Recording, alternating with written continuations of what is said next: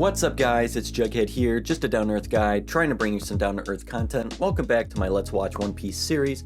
Today we're going to be watching episodes 5 and 6, titled, I don't actually know what. I am taking the advice from you all in the comments who have told me to refrain from reading or knowing the episode titles beforehand. Because as you guys have said, and as I've experienced in only just 4 episodes so far, the titles can be spoilery or they give away plot elements or things like character names. And it was just a habit that I developed early on with like Hunter x Hunter, Mob Psycho, because their episode titles are more ambiguous. So I didn't feel like I was getting any spoilers out of the titles.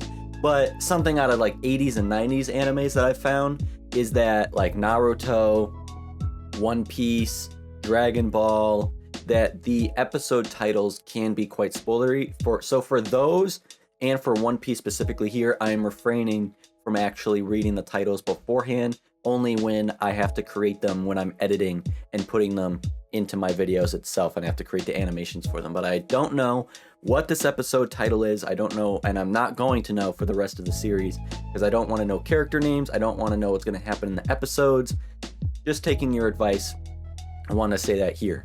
So it's been a while, but episode 4 ended with Luffy coming flying out of the goddamn sky, coincidentally right in front of the redheaded girl that we've seen every single episode so far, and I still don't know her name. She's running away from, I forget what his name is, the guy who looks like a clown, Captain Buggy, I think. I'm bad with names. Just know that it's gonna take me a while, even if I see them every episode. She's running away with the map to the Grand Line because she's a bad bitch.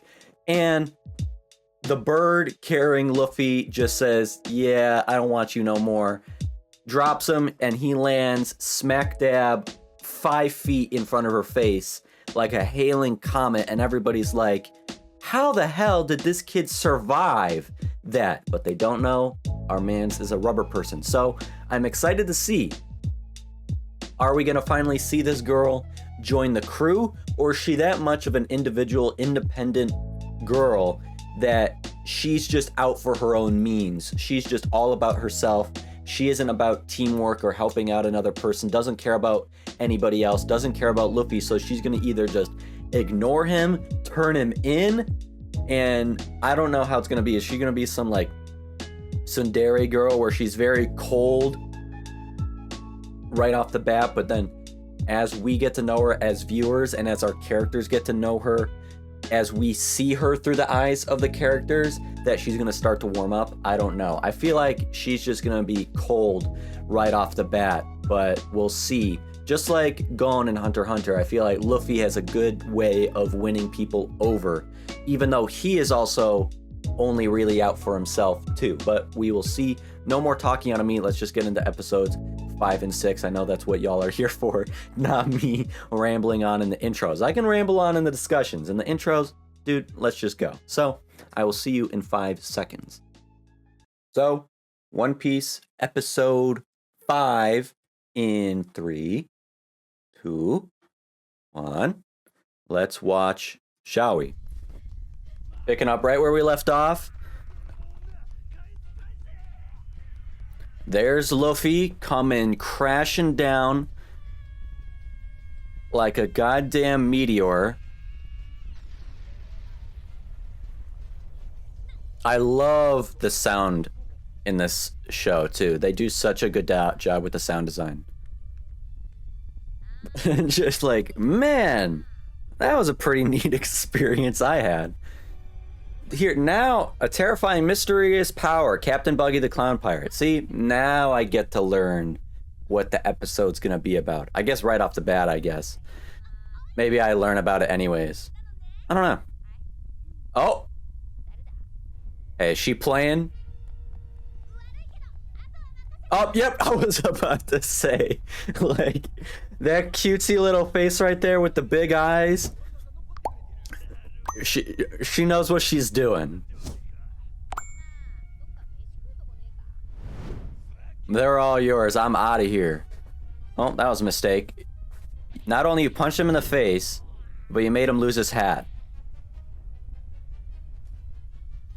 Never do that again. He doesn't have the One Piece yet, but that hat's the first piece to his treasure. I love the names, and I love that he's like honed in on his abilities that he just accidentally got years ago. Up until then, isn't it like 10 years later? I forget how many years later it is. Isn't he like 17 or 18 here? And he was like 10 or so in the flashback. So 8 years ago, maybe. And in that time, her name is Nami. In that time, he's just honed in on his skills. Even has names for him, knows exactly what to do. So she wants to team up, but she ditched him in like 5 seconds. I like her voice. Her voice matches her. She can blend that cute voice, and then she'll sound like a badass. And I want to hear her yell. I want to hear her mad. I want to see it balanced out. Yeah, how do you even get the map stolen so easily in the first place, you incompetent?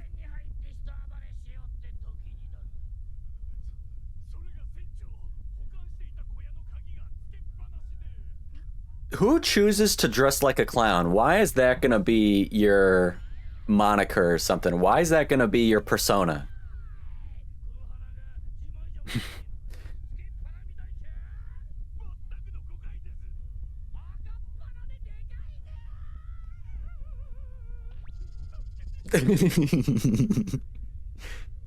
Why is everybody dressed like this? Oh yeah, I forgot. One of you guys said he has a devil fruit power. What's his power?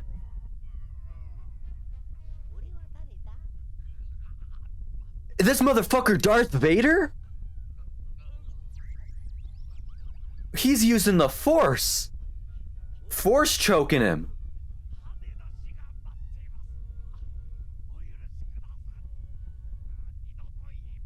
Am I watching a scene out of A New Hope?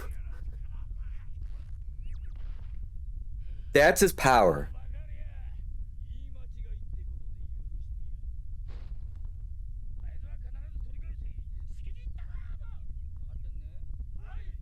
Huh. I don't even know what I would classify that power is. I'm gonna wait for them to describe it, because I don't want to describe it as the Force. I don't want to describe it almost like as like a Jean Grey X-Men. I don't know what it is.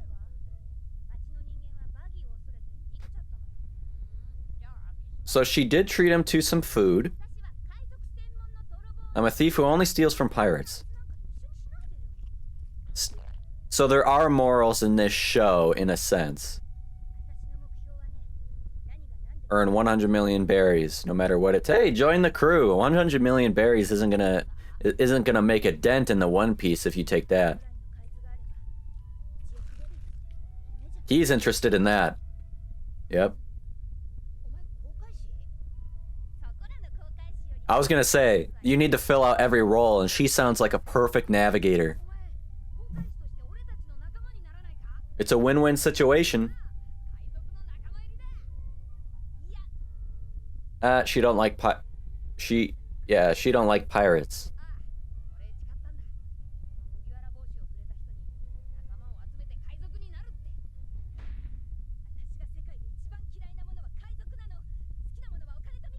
Bad first impression. I only like money and tangerines. Hey, I'm with you on that. Maybe not tangerines, but I do love money.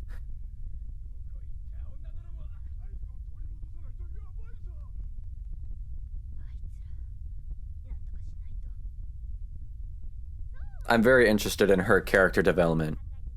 She's treading this interesting line. Because she's definitely not innocent, but she's not like fully cold. She is like, I don't know how to describe it.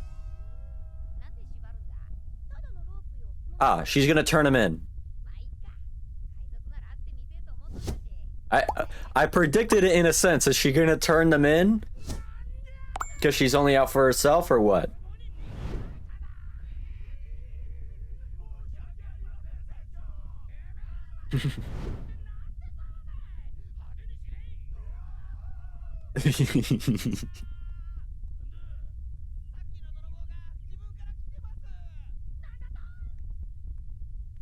His voice actor sounds very, very familiar to me. That high pitch sounds familiar to me. I might just be saying that for every character, but I don't know.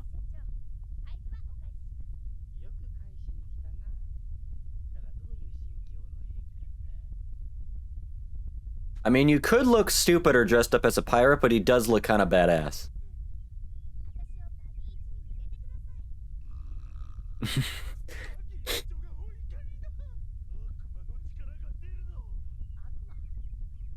Two devil fruit power users.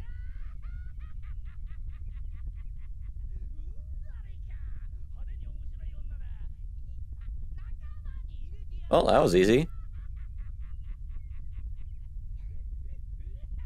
I don't know, but something tells me that that would just be a really sexist, misogynist ship right there. Being the only chick there.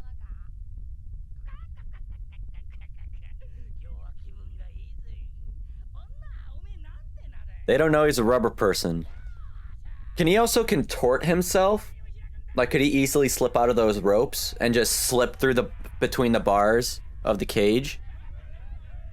Like a Mr. Fantastic, I guess, is how I look at him. Damn! That man's drinking 7 jugs at once? Talk about an alcoholic. This whole group is a circus.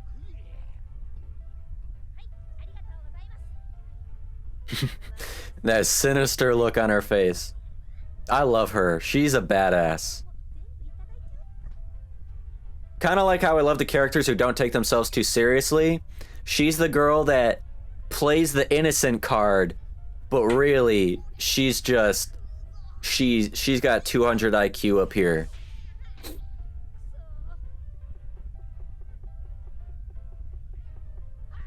That guy's just playing... I've tried to do that before. Not fun. Prepare a special buggy ball. His look is growing on me. I do think he looks kind of cool after a while. At first, I'm like, why a clown?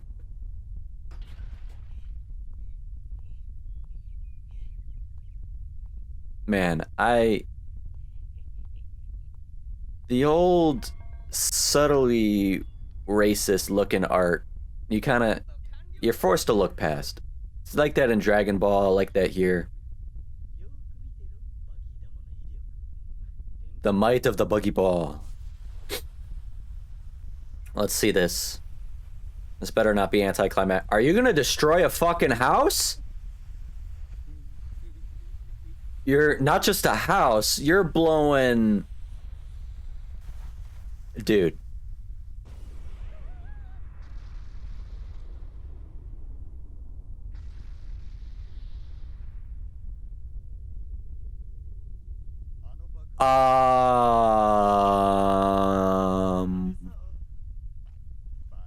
Ew. The fuck? We just let off an atomic fucking bomb? Nobody died though, right? Because Nami said that everybody ran away because of Buggy's arrival. So, just property damage, not murder.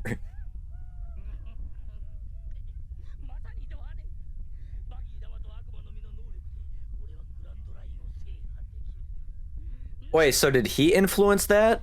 Like, did he propel it himself? I'm confused. Uh-oh. Heads about to clash.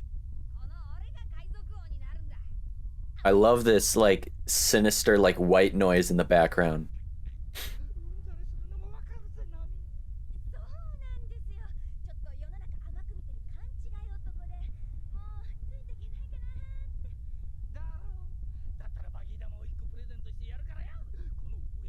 He's just gonna absorb that buggy ball.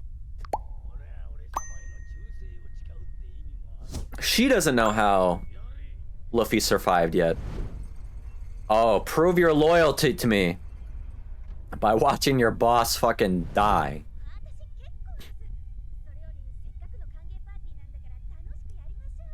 Oh, he's having fun, all right. Yeah, this is my type of fun. You light the match. Become one of us.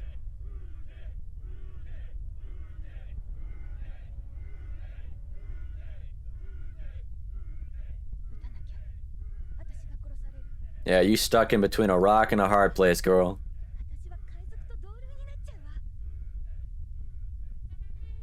I do like that there are morals present in this show. It's a good balance between watching Hunter x Hunter and One Piece at the same time, where one show is completely absent of morals and principles, and this show makes very good arguments for morals. I had to pause because I was trying to find a way of talking about how, like, the pirates in this show are not always the bad guys. They're not good guys, but they're not always bad guys. Like the people, I don't know how to explain it. I'm just gonna stop talking. I think you guys know what I'm trying to say. I just have too much going on in my brain right now. When you take on pirates with a half-assed resolve.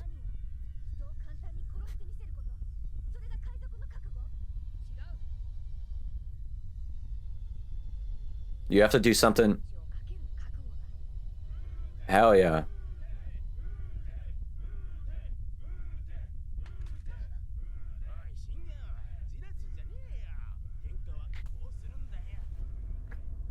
Put your own life on the line. Risk getting killed to do what's right. Even though I don't, would Luffy do the same? Not to actually rescue her as a person, but because he can get something out of it. The navigator. He's like, shit, what did you do?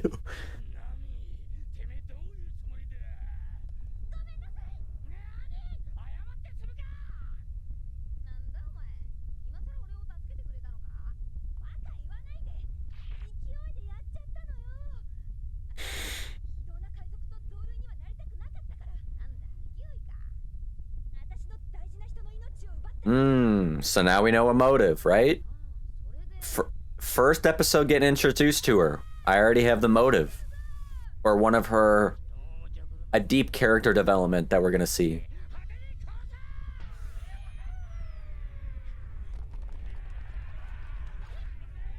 Is she a fighter too? That's what I want to know. Are we gonna have 3 capable fighters on our little ramshackle ship? Why should he be worried though? He can just like absorb it. Ooh, what a badass. What a badass chick. That's self-sacrifice right there in a sense. Just getting burned.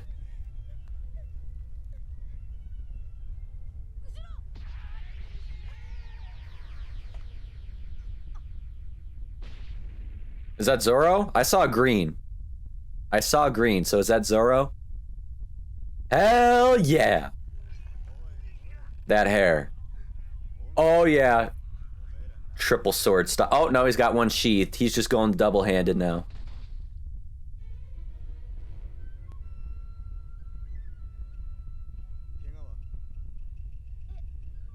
Such a fucking stud.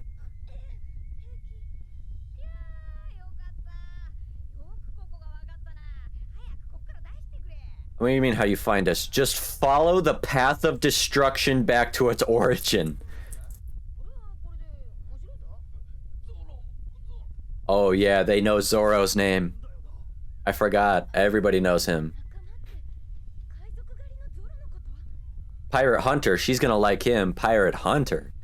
But they're together. Oh, contradict. Nothing's making sense in nobody's heads.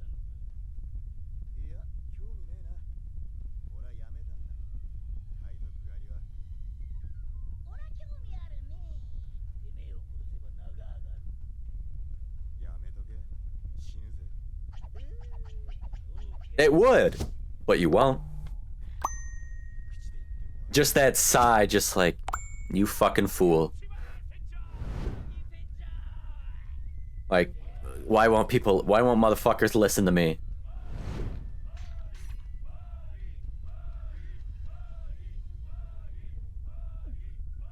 Man still in the cage.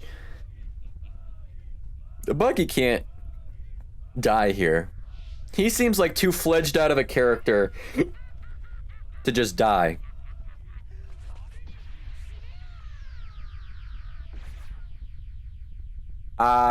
Man's got cut in half.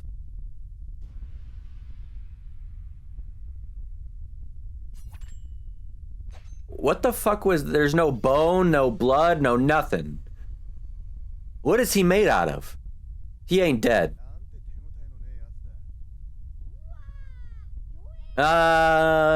This ain't over. Yeah, what the fuck is he made out of?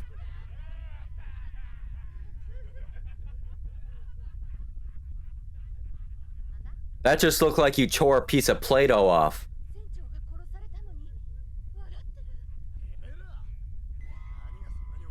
Uh-oh. Oh, shit. I can't be too scared. He's not gonna die. Oh my god, his hand is hovering. What the fuck? This is where this clown shit comes in.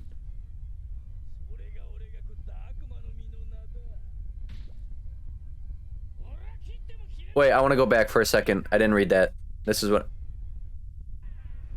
Sorry. That's what I do from now on, just to make sure I... The chop chop fruit. That's the name of the devil fruit I ate. Chop chop? Can't be cut.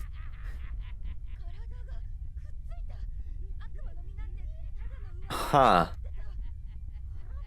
He can't be cut either, though, right? Or, no? Yeah, rubber person, chop chop person. Interesting. Chop chop sounds very related to rubber person, too. Kind of like all the same, similar properties. Can he be shot, though? Can he... He can drown. He can die of old age, probably. Burn to death. But in a world of swords... He said can't be cut, though. Can mans just get murked?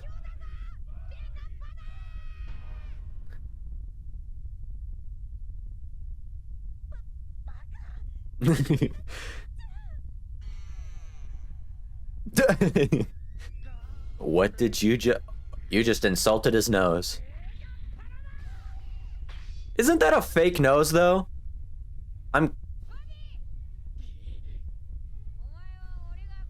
I will kick your ass. Damn. Wait, no, nobody's gonna... Nobody cares about the fact he caught a sword in his mouth and just bit the blade off. Nobody cares about that? Let him free. Find out.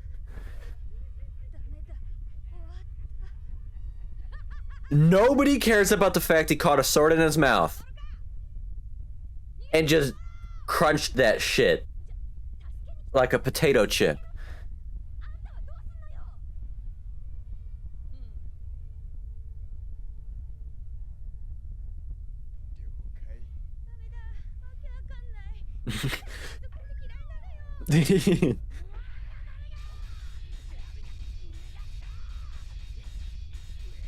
I love those sounds. The sound effects are so good. Chop them up into a billion little pieces. Ground beef.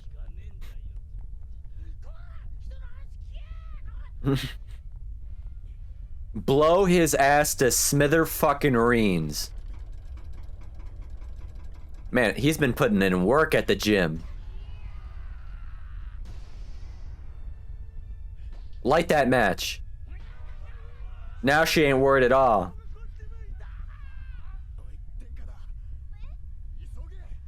Light the match. What are you hesitating for now?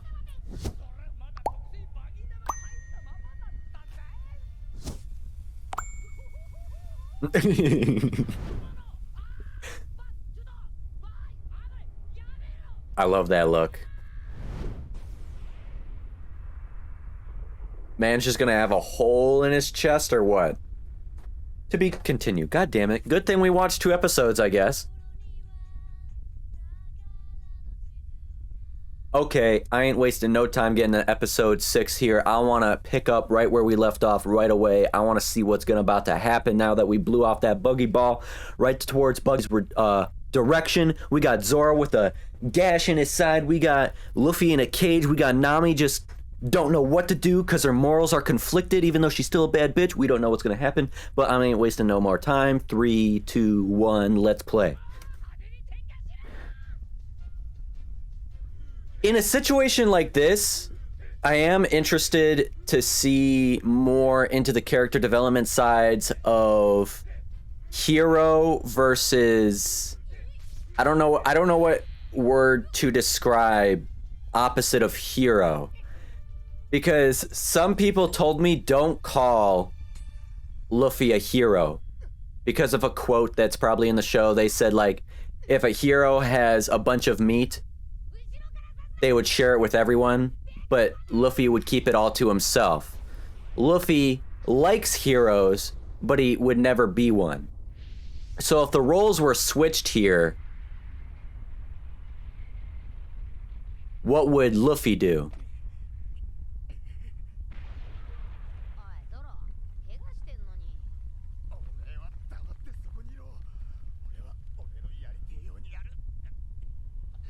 I love how a lot of the frames look like they would in a manga or like a page piece. Like that would just look like a cool shot on a manga page. I like that. It's very illustrative.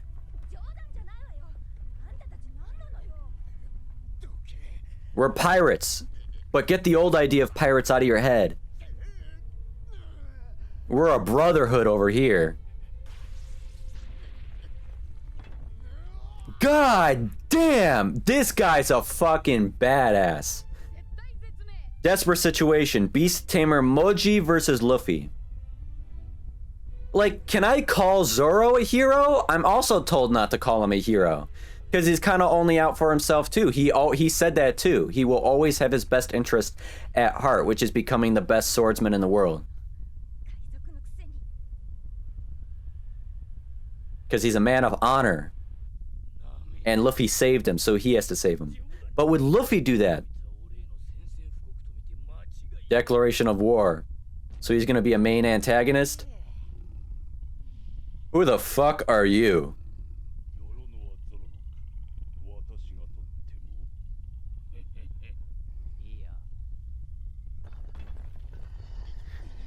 Hired mercenary? Dude, this guy's doing it with a fucking sword puncture in his side.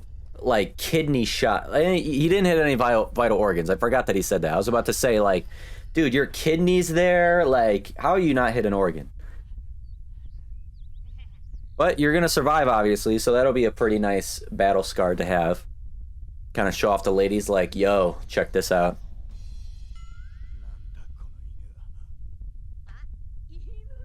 Dodge. Doggo. Doge. That thing's gonna turn into a fucking beast. That's the grumpiest looking dog ever. Nah, don't do that with your eyelids. That's gross.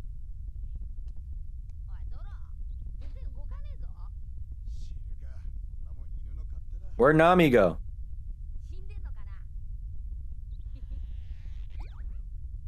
That was a mistake. Good thing you're a rubber person. Damn, right on the face. What's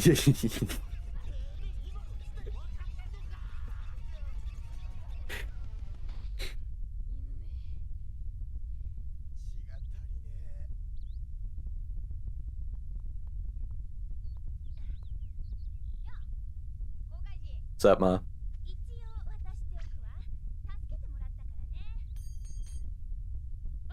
I guess you can have the key to the cage to free yourself.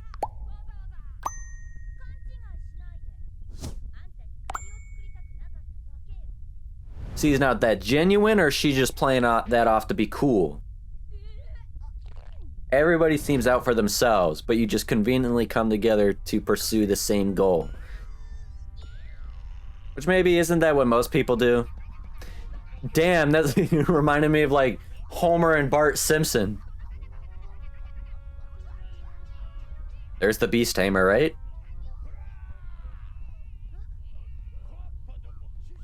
Oh. Shushu.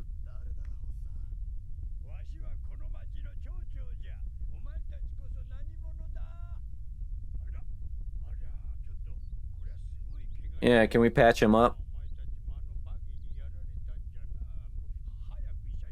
Oh. Take him to the vet? Doctors? What's with the getup? It's an interesting look. Interesting fashion sense. He's just sleeping it off? You for real, dude?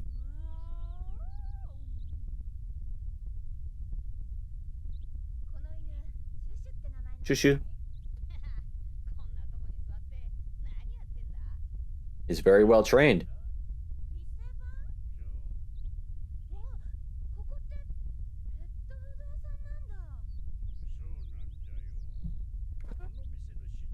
Buy some pet food so you win over the beast that's gonna try and kill you. He's gonna turn happy now? Nope, still grumpy.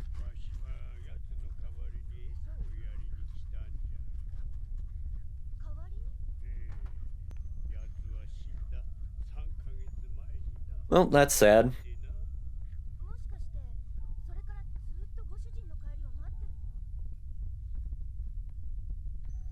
That's what I always wonder in real life.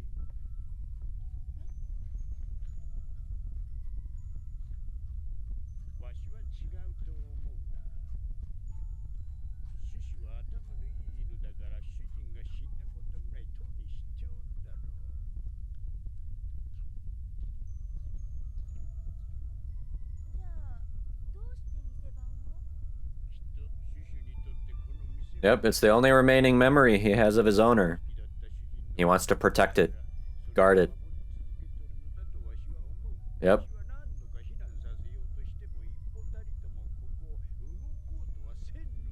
It's his treasure. Luffy can, relate to that dog in a sense.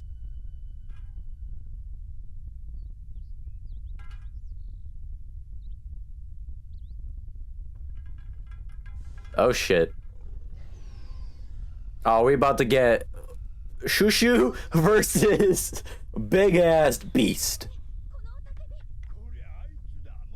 Beast Tamer Mohji. That's like third evolution Pokemon version of that fucking dog. That dog ain't gonna move.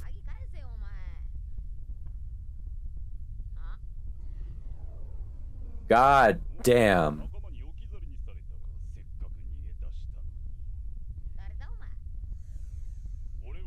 I love how just so casually. Who are you?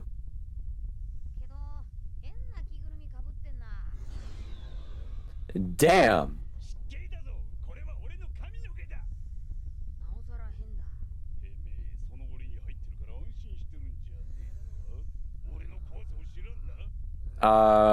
Maybe, don't get involved, little doggy. Maybe sit this one out.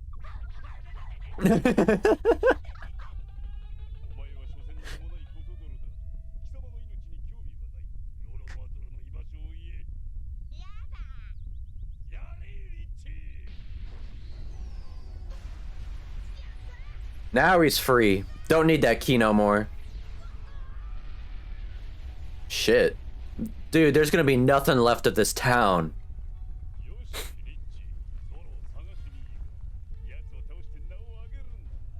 Is Zoro inside the shop? I forget where he is.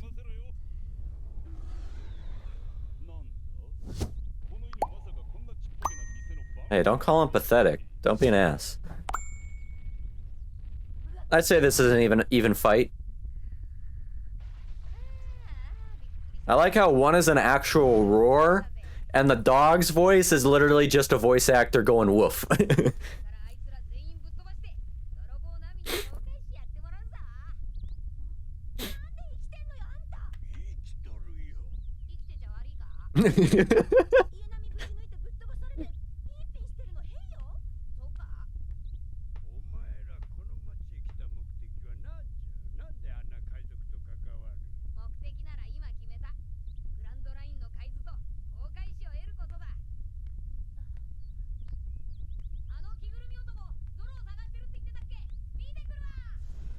Just running in place.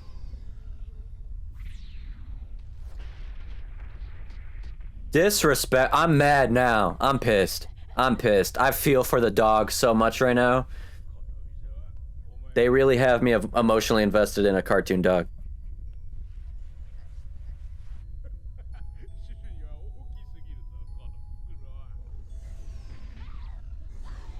It's all about the underdog.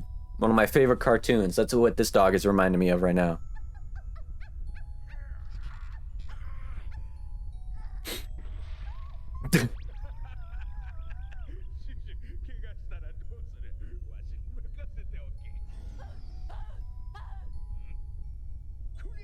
Imagine being the voice actor that just has the script of growl and bark for me.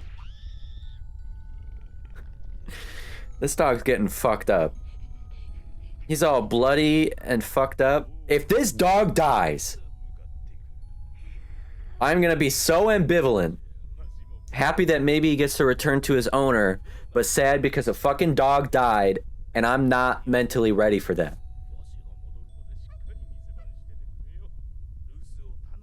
Hold down the fort.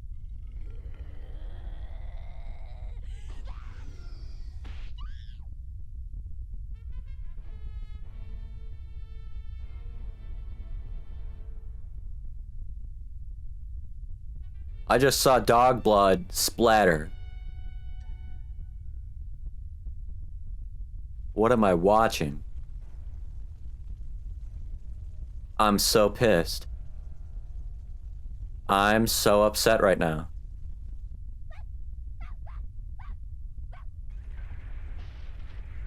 Did the pet store just burn the fuck down? What's his purpose now?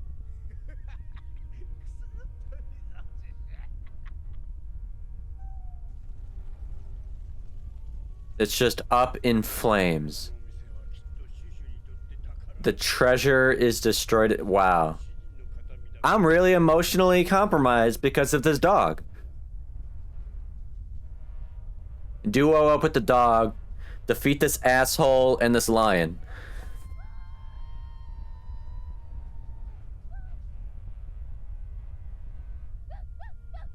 I gotta tell you though, even if I got the title to the episode and it could be a spoiler, they just steer you in completely unpredictable directions, and I love that. I was not expecting this.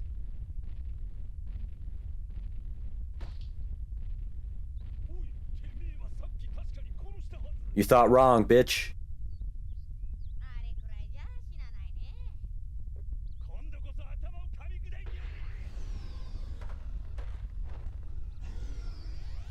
Just catch that bitch. What the hell was that?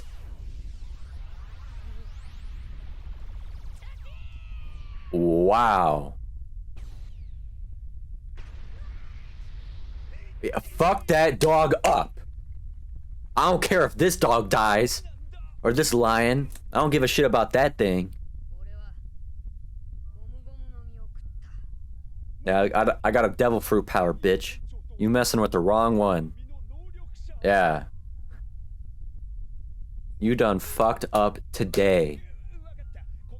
Nah, fuck you. Nah, I don't accept no apologies. It's too late. Yeah, you too late for apologies. You went too far.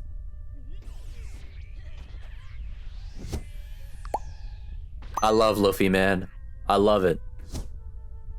Yeah, we don't go the moral high ground route. Fuck him up.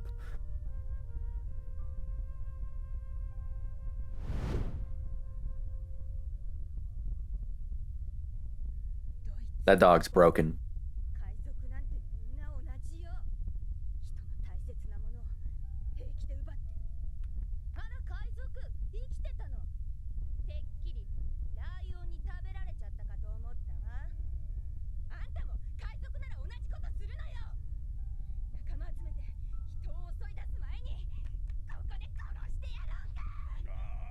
I love this. I really appreciate this clashing. Because you got to take sides too. It just helps the viewer think about it all too. What sides you want to take. The arguments you go back and forth with in your head. Processing humanity and different people around the world. Good versus evil. Pirate versus civilian. Hero, anti-hero. Protag, antag.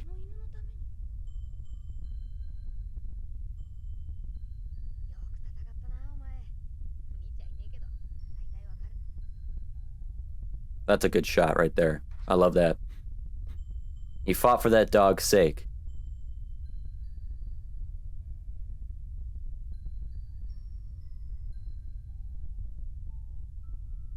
Where's the dog gonna go to now?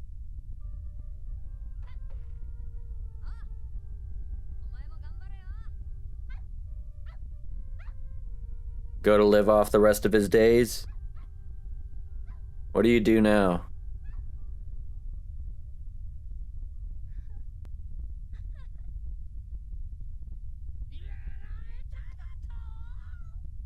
I'm gonna have to look up the voice actor for Buggy, or voice actress. I don't know if it's a guy or a girl.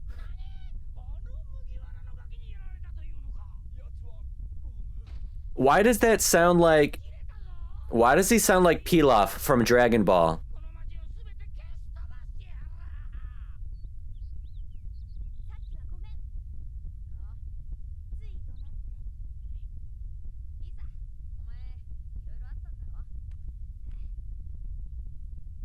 You're pretty alright.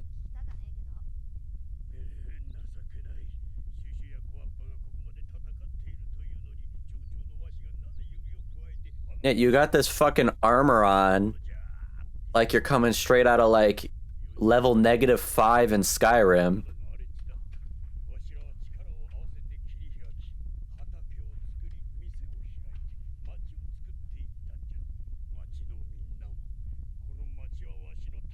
I don't even think you can buy armor that bad in like Witcher or something. What are you wearing?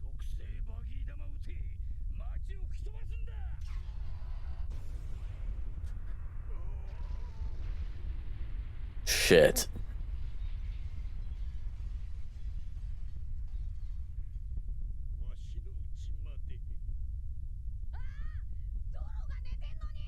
Oh shit, I forgot about Zoro.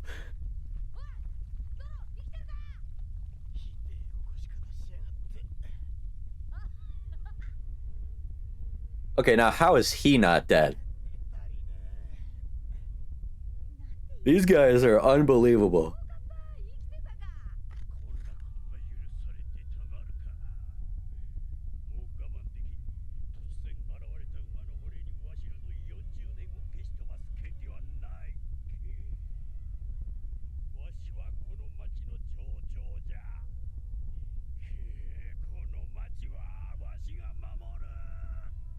Good.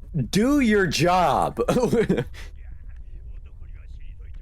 What do you want, a cookie? The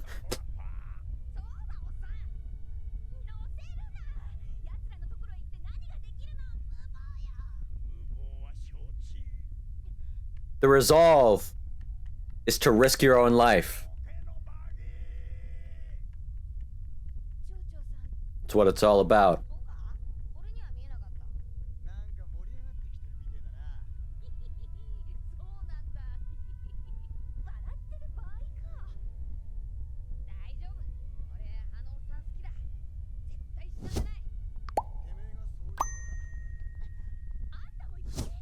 Hell yeah. Hey, they're a duo. The injury to my name is much worse than the injury to my gut. I love that.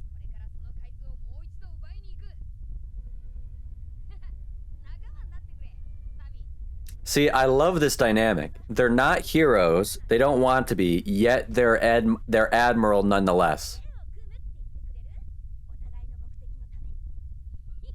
Hey, that's good enough for me. You're still on the ship. You don't have to call yourself a pirate, but...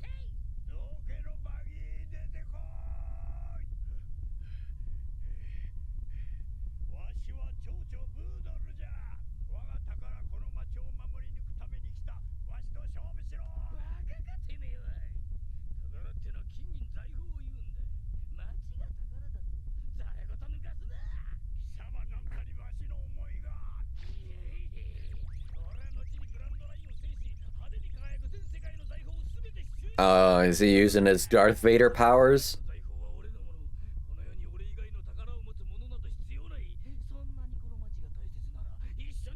Ah, I didn't notice that before. I didn't notice the hand before when he was choking him.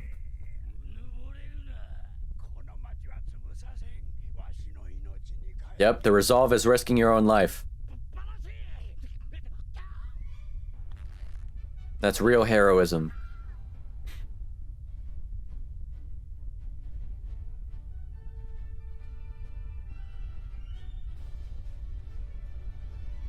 It's just going to be something I definitely have to wrap my head around. How do I classify Luffy? Maybe you guys can help me with that. Because you guys say he's not a hero, yet the way he acts confuses me. So, let's discuss. Right off the bat, damn, am I so happy and proud with myself. I knew Captain Buggy's voice sounded so familiar to me. That high-pitched, raspy whining, I've heard it all too much before when I was binging Dragon Ball. I was like, that sounds exactly to a T like Pilaf from Dragon Ball. And I was right. I had to look it up on Wikipedia real quick before getting into discussion, or else it was just going to bother me to no end. And I'm glad my ear is good enough to detect that. Although on the flip side, my ear did end up failing me, thinking that Nami's voice sounded familiar too, when to my limited anime catalog experience, when I went through that voice actress's filmography, she hasn't been in anything else that I've seen. So maybe that's just a compliment to her that her voice sounds so perfect for that character. And I really do enjoy her voice. Like the casting in this so far, the voices match up with the personalities of the characters perfectly. I want to talk a lot about Nami, in fact, in this discussion, mostly her. I want to talk about the whole trio because they each got amazing character development these two episodes, but man, when One Piece introduces a character, they make sure to not waste time in characterization. They get right to expanding them and exploring their humanity, their pasts, their motives. Nami ain't just a pretty face, you know? She isn't just here for fan service. I'm only 6 episodes in, but I can tell Oda knows how to write. I can tell he understands his characters and knew exactly what he wanted to do and how to do it. And obviously, it's different when he originally wrote the manga, and then that gets adapted into the anime that I'm watching here, but you know what I'm saying. Nami could have been any gender. That's good writing already. When the character's gender doesn't matter, and it's not just shoved in your face, but he chose to write this character as a girl, and he creatively, I don't want to use the word elegantly, that sounds dumb. Not elegant, intricately. You know, with detail and precision, yeah, intricately and creatively wove her to be her own individual woman. You know, not just there for the pretty face or the sexualization or the fan service, but Nami in her personality being the clever, sly, cunning girl she is, knows how to use her pretty face to get what she wants, knows how to manipulate a man. In her personality, she explores the sex sells, sex gets what you want thing, the cute, innocent girl, damsel in distress, blissfully ignorant trope is only an act to her that she willingly and geniusly plays into, while so many other anime and manga out there, that's all that the girl characters are. So Oda's almost flipping on its head and criticizing everybody else, you know? Like immediately she sees a kid fall from the goddamn sky, crashing into cobblestone and earth, leaving a crater. The smoke clears and Luffy is standing there just like, wow, that was some experience I had. And bewildered just for a moment, she remembers the predicament she's in. You see that face of shock quickly turn into like this evil, sinister grin on her face as she knows exactly what to do. Oda doesn't let you think for a second some shit like, boring girl character just getting in the way and being dumb because, hey, Sakura, sorry, but that's all I think of you, you know? Not Nami. I know she's smart. I know she's capable. I know she can hold her own. She's is all that in a bag of potato chips, okay? The boss, you came to save me. Ingeniously planned right on her feet to switch the focus off of her to this complete stranger, giving her the window to run away. Nami knows when to fight and when to run. Though you immediately see she has a conscience, which is key. She worries if that stranger she just essentially dropped her baggage on was killed. She looks back over her shoulder, and with that look on her face, I knew what kind of character she was immediately. And because of that, to me, she's the character that introduces or presents morality to the story in a big way. Of course, we get that in the rescue of Zoro, but I think Nami is actually an embodying character closer to the concepts and arguments of reality and morality. Enthusiastically labeling herself a thief, but only one that steals from pirates, in a way wiping the slate clean. To her, there are no moral qualms or implications because she's brought back to zero, to an even score. I just think she's a really interesting character that makes me think, is she good or bad? What is good? What is bad? Like, just like how not all pirates are bad, can I say not all thieves are bad? I like the back and forth in my mind that the show gives me. It keeps me engaged. It keeps me thinking. Your brain's not just melting watching a cartoon, as I think a lot of Western work is. Nami is like, what don't you get? I only steal from pirates. While Luffy is like, to me, a thief is a thief, which is also valid. Again, the arguments on both sides. Would he then say a pirate is just a pirate? What's that really old quote? You can put a lipstick on a pig, but it's still a pig. It's an old idiom essentially saying you can dress up something as much as you want, but it won't change what it is. You can pretty up the facts, but it doesn't change the truth. Superficial changes are futile and ultimately don't do much to disguise the fundamental failings of what you were trying to change in the first place. And I like these moral questions. I'm sure we've all contended with such moral questions, asking or arguing to ourselves or others over something like what is illegal is not always bad, or is it? Is taking bread from an evil, corrupt baker in order to feed your starving family considered morally wrong, or is it considered good? Is that up to society to decide or you yourself? What if the society deciding is corrupt? Just because it is illegal, it makes it bad? That makes it wrong? There are plenty of legal things many can find morally incomprehensible, and plenty of illegal things that harm society or hold it back more than it progresses or protects. Is helping an old lady cross the street or carry her groceries good? Sure, on surface level, of course. But what if that person only did it to gain the attention and praise by those around him, and in hopes she may even pay him for his kind act? Is it still good because it's no longer genuine? As opposed to someone who does do that because it's a natural inclination for that person to help others, or if that person chooses not to help because he knows he would only be doing it for disingenuous motives. So you then have to argue it's better to not do something at all than to do something disingenuous to yourself. Is it bad to be a thief? Sure, on surface level.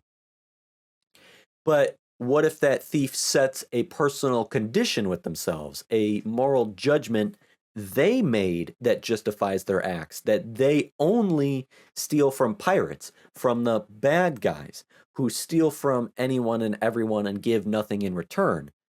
Or is a thief just a thief, plain and simple?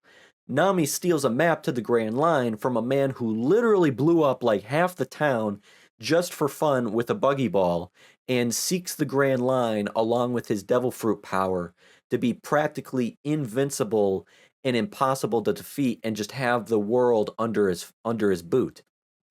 I could argue Nami, by being a thief, is doing the world a service of good. All Nami wants to do is earn 100 million berries, no matter the cost. We learn that this episode. Again, introducing your characters. We already have motives, drives. So first, I assume berries are the currency in this world because I've heard it in the episodes past. I won't consider it a spoiler if one of you could help me with the exchange rate on berries to US dollars, if that's even known.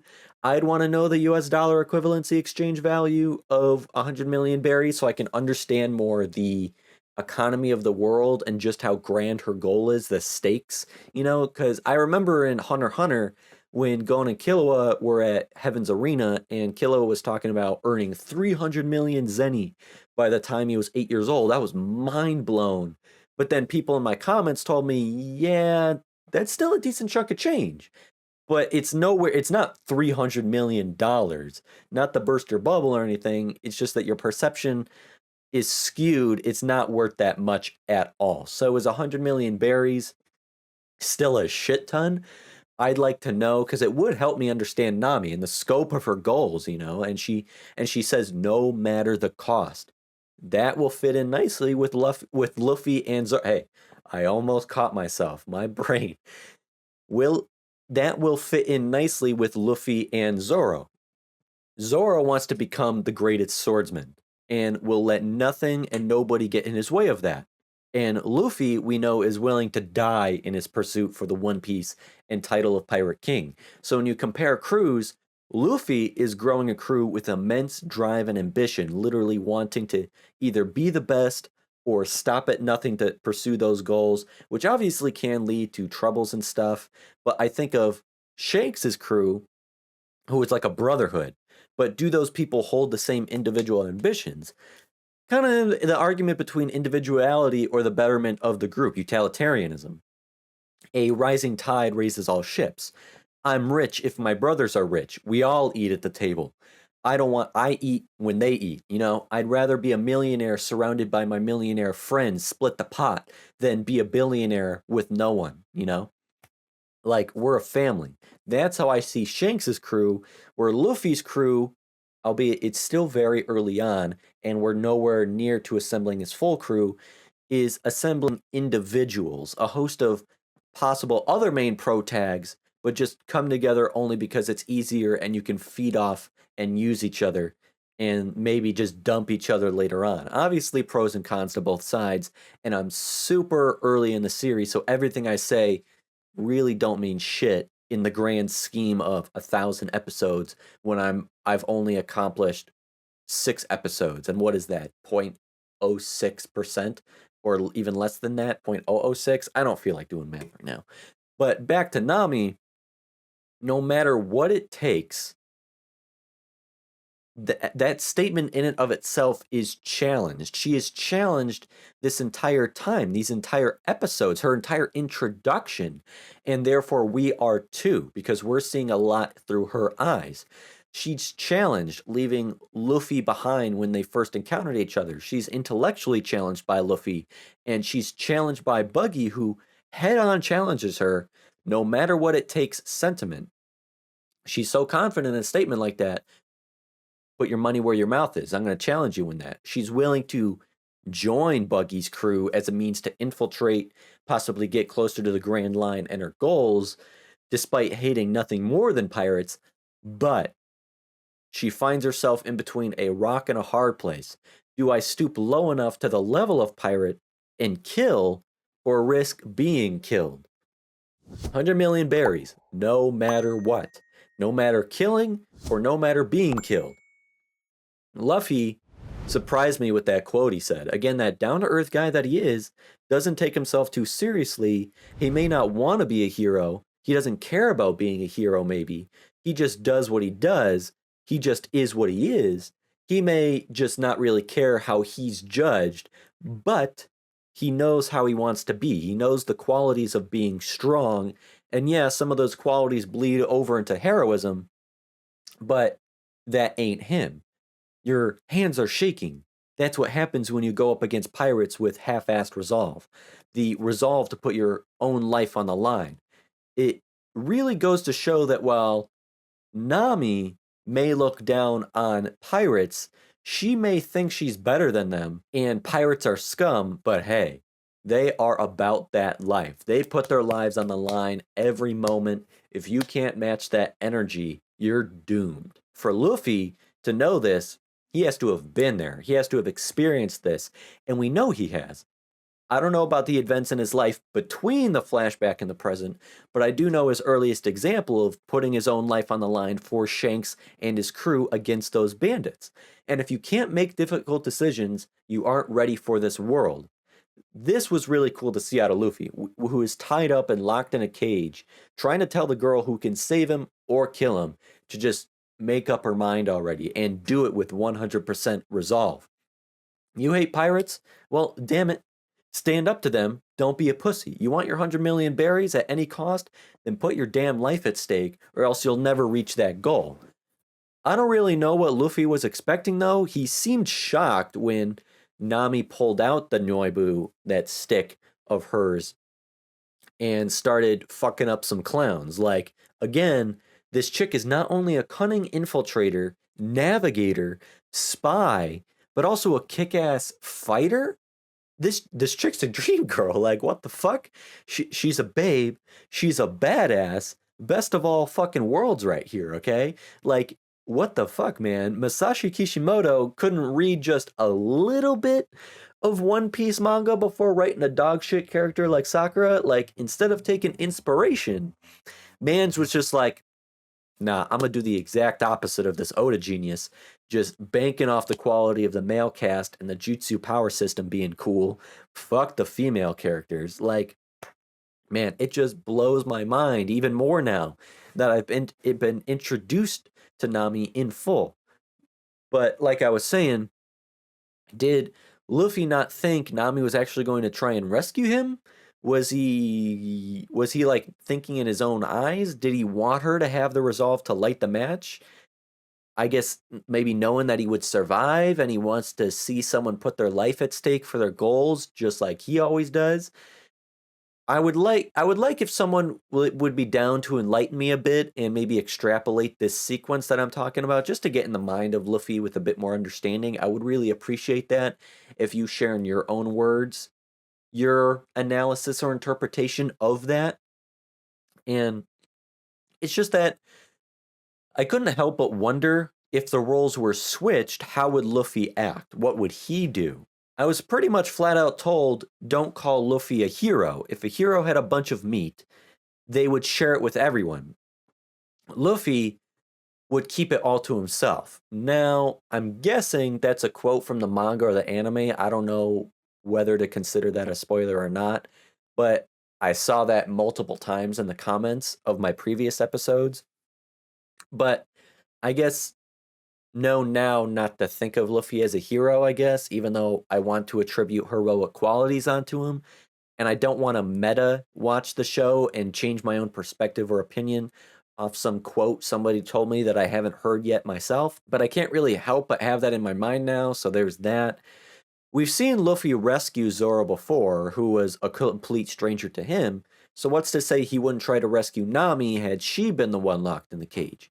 Now, sure, Luffy might have only saved Zoro because he wanted him and his crew, and why have this talented swordsman go dying on everybody now when he can have a valuable member of his crew? So why not save him? So I guess that could then relate to what I said earlier about somebody helping an old lady cross the street. Is Luffy a good person? Is Luffy a good person for rescuing Zoro, even if he did just because he wanted to recruit him and solicit his services? I mean, just as Luffy says a thief is a thief, I could say saving a life is saving a life. Saving Nami is still saving a life, even if he only sees her as a means for fulfilling that navigator position in his crew and getting that map. I'm just trying to get an early grasp on our characters and I want to understand them. This is like the earliest I've ever received and experienced so much information about characters before in a series with my style of content and loving discussion. It's like a dog chasing a mail truck or something. Like, the dog wouldn't even know what to do if it caught it. Me, I got all this characterization and I don't know what to do with it. It's like sensory overload over here. I'm trying not to sound giga brain overthinking everything, but I also don't want to come off as dumb or like I'm not absorbing anything, or like I'm not trying. I'm trying to answer my mental questions, and the big one is, what would Luffy do? Is Luffy a hero? No. But does he at least possess shining moments with pure heroic qualities? I would want to say yes. You can see everything from two perspectives. Did he rescue Kobe because he's a nice guy and Alvida is just a corrupt bitch who needed to be put in her place and be dealt some justice? Or was Kobe just merely right place, right time? Luffy wanted a crewmate, and anyone not with him is against him, so Alvida got dealt the boot. I don't know. Is Kobe really his friend? Can Luffy even have friends if he doesn't care about anybody but himself?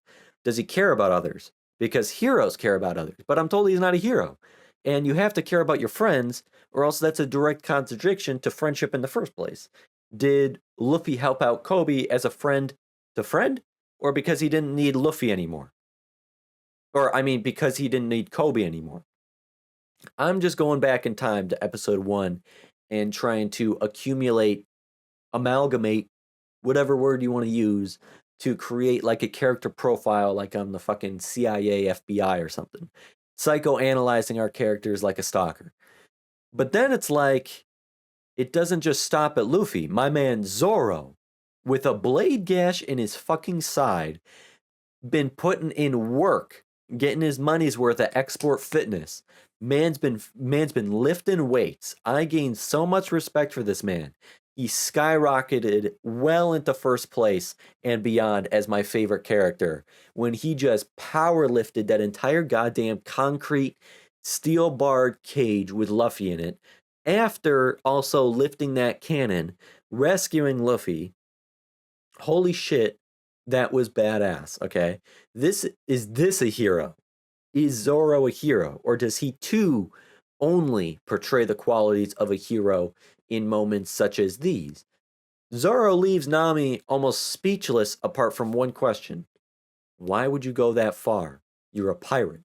These two are completely changing perceptions of what a pirate is. Zoro took a sword to the gut by showing up and protecting Luffy, yes, his crewmate, and by extension, Nami, who is a complete stranger. And not only that, risks his life even further, displaying that 100% resolve to put his life on the line, but he's doing it for somebody else. Shocking for a pirate to do, which is weird. Luffy is shocked Nami would risk her life for him, but not shocked when Zoro carries him away with a sword stab him. I really want to get in the heads of these people. I know for a fact, just from my senses, that this is the whole ethos and philosophy of the story. Oda is starting it out early. I can just tell, which makes me want to get it right. So I would implore any who would also kindly and gently guide me to better understanding, just like nudging me in the right direction or pointing like, look this way, or if you look here, you'll see it better type of attitude. Because I can just sense the theme of the show, okay? Going from episode 5, Zoro literally carrying our character and the story into the next episode. I can feel Oda's theme being created here so early on that I imagine will live on throughout the length of the series and has lived on through the length of the manga as well, obviously. Fighting for one's treasure, fighting for others as well. The dog fights for his treasure. It isn't just a human thing, it's a natural, biological, universal thing. The resolve to put your life on the line and to fight for one's treasure. The dog fights for his treasure, the pet shop, even as it's burning, inspiring Luffy to fight for him. In turn, he inspires the mayor to fight for his town, which is his treasure. When the treasure is taken away, Luffy fights on their behalf. This, to me, in my gut, as I recall back to the previous 4 episodes, and as I've watched these 2 episodes multiple times while editing and writing down notes for this discussion, it becomes clear this will appear as a reoccurring theme in the future arc, something that Oda created so early on, right off the bat. Luffy can relate to the dog. You see Luffy's face when he saw that dog sitting there staring at the pet shop as it burned in front of him. His treasure lost. I feel like nothing could be more tragic than that in Luffy's eyes. We've seen how much that straw hat means to him.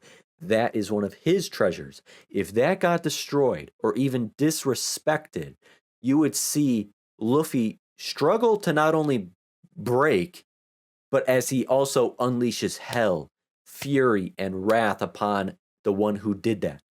He may not have seen the fight the dog put up, but seeing the blood soaked fur, the injuries sustained, and still standing, knowing that dog staked his life on his treasure, inspired him to fight for that dog.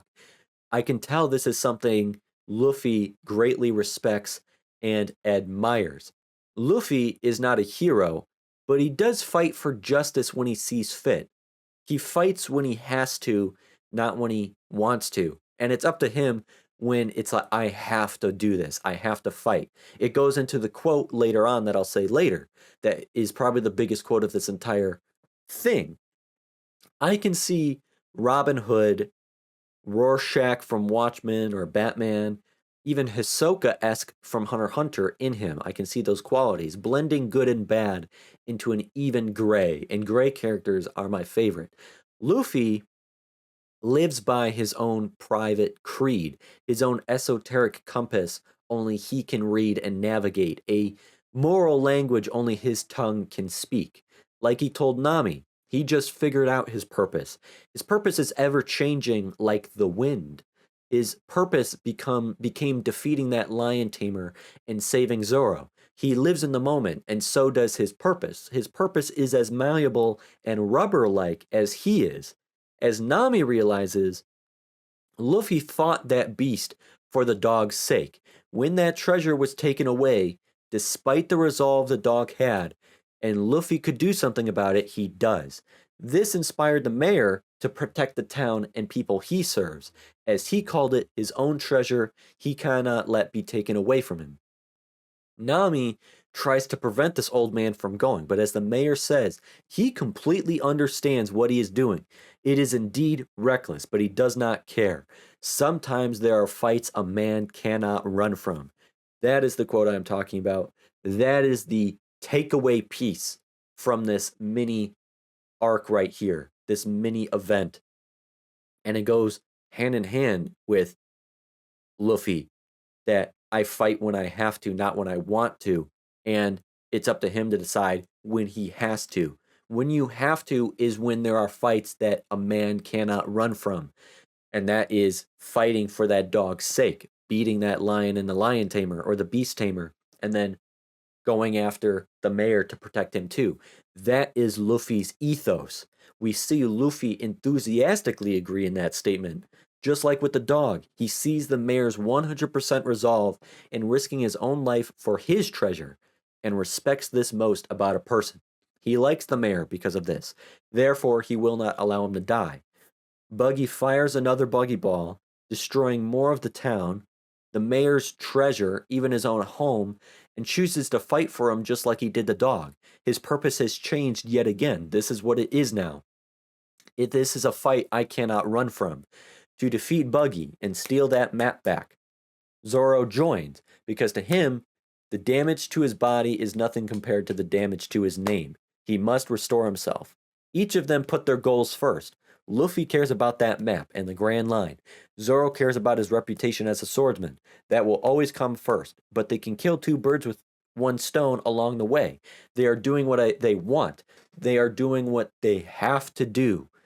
It just so happens some of those things can also be good. Some of those things involve helping, rescuing, and fighting for others.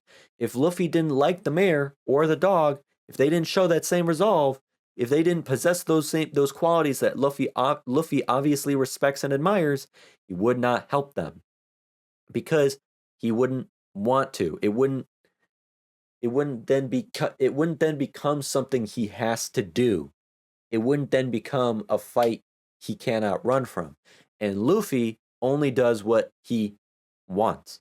And his purpose is doing what he wants overall and in each moment. And he does everything with 100% resolve. You have to have 100% resolve when it is something you have to do, when it is something only you can do. Buggy, from an archetypal storytelling perspective, cannot win. He is destined to be defeated because he does not stand on solid earth.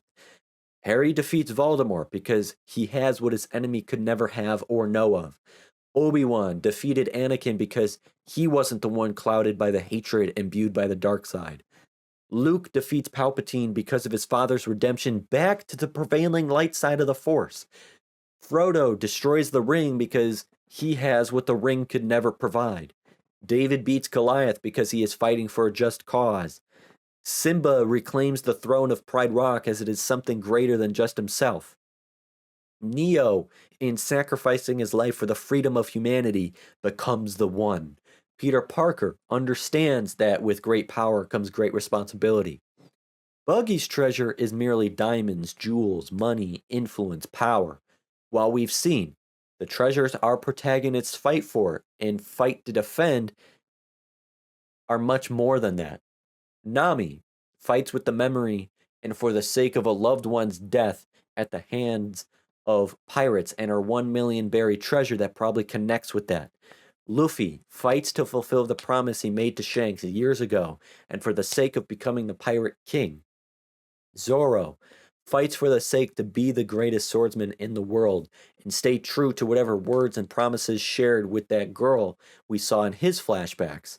The dog fought for the sake of the last memento of his deceased owner, and the mayor fights for the sake of peace in his town and all those that inhabit the land he founded years ago. Buggy fights for the sake of no one but himself and nothing but greed and materialism. This may not be the archetypal plot of the hero's journey, as they are not heroes per se, but this is a part of their journey nonetheless.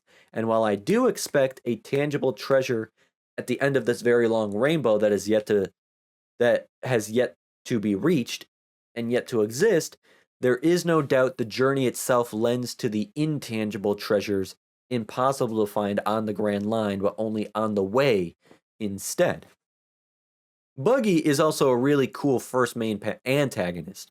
I was kind of roasting him in the beginning. I thought he was kind of ridiculous, but he grew on me. I can't talk bad about Oda just going all in on his creative freedom, giving life to characters from mind to paper to screen. Better to be out there and a little eccentric, be fun, than to be boring and dull and run-of-the-mill, you know? Adds additional fun and levity to the atmosphere while also being an antagonist, being fooled by appearances like, oh, Clown, what a silly guy. And then you just see him casually blow off like multiple mini atomic bombs on this town just for shits and giggles. Destruction is this perfect idea of fun. The contrast you then also get is evil Clown who possesses devil fruit power, looks ridiculous, but ironically not one to joke about at all, as much of a joker he seems to be. Zoro may be the better swordsman, like, no doubt he is, but that means nothing when you encounter someone you literally cannot kill with your weapon of choice, even if you're wielding 3 of them. I could assume Zoro could even cube him up, turn him into ground beef, and it wouldn't do anything. He'd reconstruct himself just as easy. Interesting how similar the Chop Chop fruit and the Gum Gum fruit are, like both exhibiting these powers of like elasticity, malleability, gummy rubber-like anatomy, or like Play-Doh-like. Like, though I probably just haven't seen enough of Buggy's abilities yet to classify him more individually, as I assume there's like little crossover as the different fruit are literally one of a kind different species. So as I see Buggy more, I might see that him and Luffy are almost, in fact, polar opposites. Luffy is essentially like Mr. Fantastic. So he's immune to blunt force attacks, as well as certain projectiles. He was able to absorb the bullets fired by Captain Morgan's men, but that's because this time period is more akin to like the 15, 16, 1700s. Those muskets and flintlock pistols fire rounded musket balls or lead balls. In this world of cannonball and musket balls, Luffy has really nothing to fear, though actual bullets or sabot rounds would surely pierce him with ease and do some real damage to him. A body of rubber does make him susceptible to stabs and cuts. And just like Mr. Fantastic, when Doctor Doom freezes him, Luffy is also probably weak against ice and cold, probably fire too. But in terms of elemental stuff, if the science is accurate, Luffy would be immune to electricity, lightning, stuff like that. Whereas Buggy, having consumed the one and only Chop Chop fruit, it appears his devil fruit ability is being immune to cuts and stabs, opposite Luffy, and vice versa, most likely susceptible to blunt force trauma and gun cannon fire. Seems very specific to Chop Chop fruit. The way his limbs detached and retached, I'm presuming his body can only separate in straight lines or slices, which is why he's immune to stabbing and cutting and slicing. So if he got shot, his body wouldn't be able to heal that puncture. And hand-to-hand combat against Luffy, for example, going to fisticuffs would be his demise as well. The major ability to me, though, is the ability to still manipulate and use your body even if cut or detached. Big example being the Darth Vader force choke I thought he was doing on that guy, which blew my mind when in turn it was actually just his ability to detach his body at will, even levitate, detaching his hand at will, levitating it over to a person and choking them by their neck, or in the case of Zoro, getting what looked like cut in half at the torso, delimbed, but using his detached levitating sword hand to stab Zoro from a distance. That's hard to counter, but not impossible. I could easily see cutting off limbs and trapping them in locked cages or boxes and whatnot. The downfall they both share is never being able to swim again. They would both drown if they fell in the open sea without other means of flotation and no other rescue. Seems that consuming these devil fruit, while they imbue you with a great power only you can possess, because there's only one of each, Mother Nature looks down upon you as well and deems you unworthy in other regards. Kind of like a Adam and Eve situation almost, for eating the apple of the garden from the forbidden tree, the forbidden fruit. The great irony, the ones most likely to know of and seek out such fruit, consuming them for their powers, are pirates, those whose lives are lived on the high seas, yet is where death is now waiting for them, surrounded on all sides. I think that's really cool storytelling. So, next episode will involve Luffy hopefully kicking Buggy's ass. I can't wait for Buggy's reaction and Nami's reaction too, if she tags along with Zoro and Luffy, to Luffy having a devil fruit power. Buggy with his sword can stab Luffy still, but Luffy using pure blunt force punches and kicks and everything in between, something Buggy's chop chop power cannot save him from. So will be an interesting even match. Though Luffy will obviously come out on top, but Buggy won't be completely defeated. He's too much of a well thought out character with a history we've yet to learn about or explore. And he has a devil fruit power, for crying out loud. We're going to be seeing him plenty over the course, I'm sure. I'm guessing. So not like we're going to see him die. I just really look forward to seeing Nami's reaction too, and definitely Buggy's reaction, because Buggy knows all about the devil fruit. I don't know how long he's had his powers when he ate the fruit, but when he learns of Luffy having eaten this gum gum fruit, I'd be curious to see if he knows the gum gum fruit, its origins, if somehow he may even know Shanks perhaps, since Shanks is the one who originally claimed that prize.